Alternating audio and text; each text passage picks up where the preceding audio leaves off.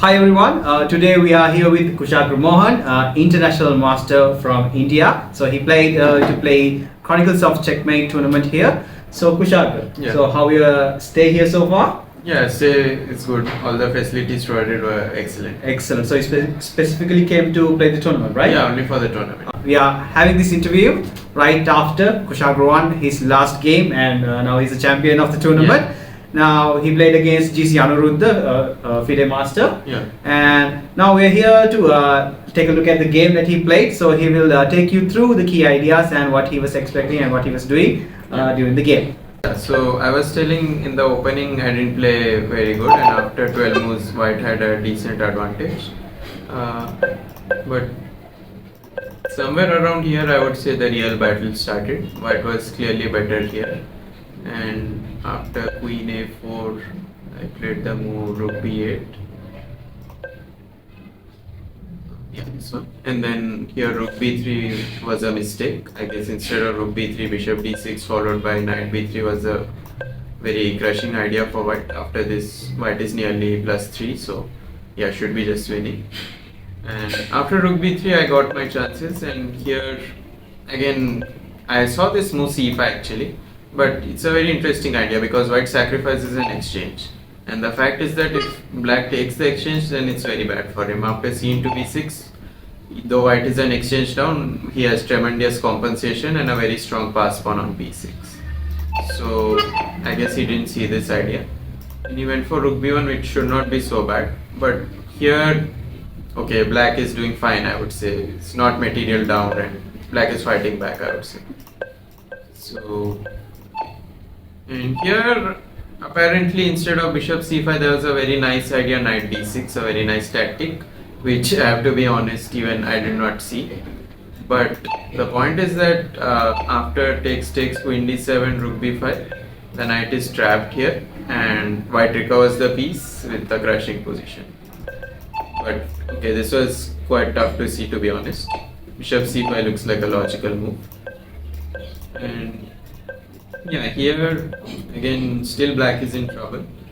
And A3 is a move which I did not like. I thought it's just a passive move. I mean, something like G4 would have been good, because if I take the pawn, then as you can see, White is really strong on the light squares and his Knight on E4 is very strong now, and it's a very difficult position for Black.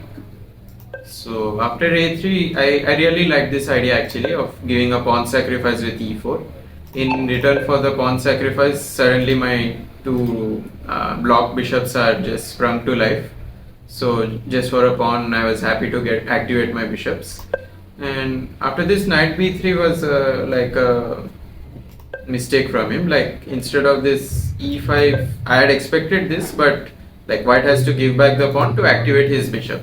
So as we can see throughout these two examples, it's many times it's more important to sacrifice pawns in order to activate your pieces.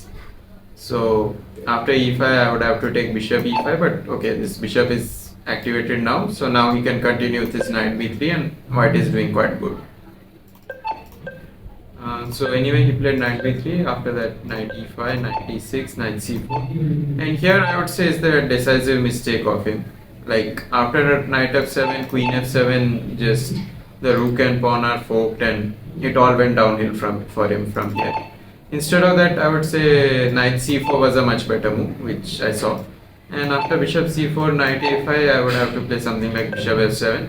And although I'm a pawn down in this position, I thought I could fight on. I have my two bishops, I have the pass pawn on C, so I knew that I'm worse here, but I hoped that I could create some counterplay in this position.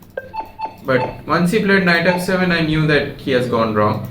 And after Queen F7, the rest of the game was, I guess, I managed to convert it pretty smoothly. Like, I gave this exchange sacrifice.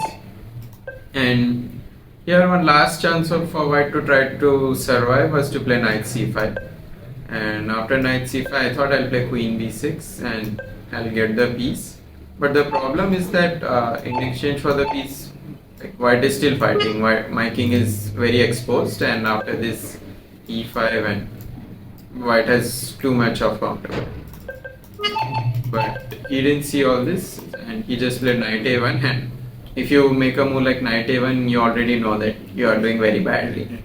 And after this, I like this move very much, f3. It took me some time, a couple of minutes to find, but once I found it, I knew it's game over because I sacrificed a pawn in order to promote my connected pass pawns, and yeah, he just cannot stop my pawn, so he resigned.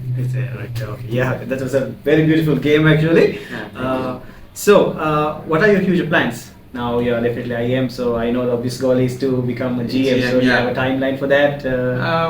Not really. I mean, I became an IM 2.5 years back, so I had hoped that I'll become a GM by now. But I mean, life does not always go as per plan. But anyway, I mean, I'm doing my best, and hopefully, at least this year, I'll be able to achieve that. Yeah. So, do you have any message for the little ones who's watching the video today?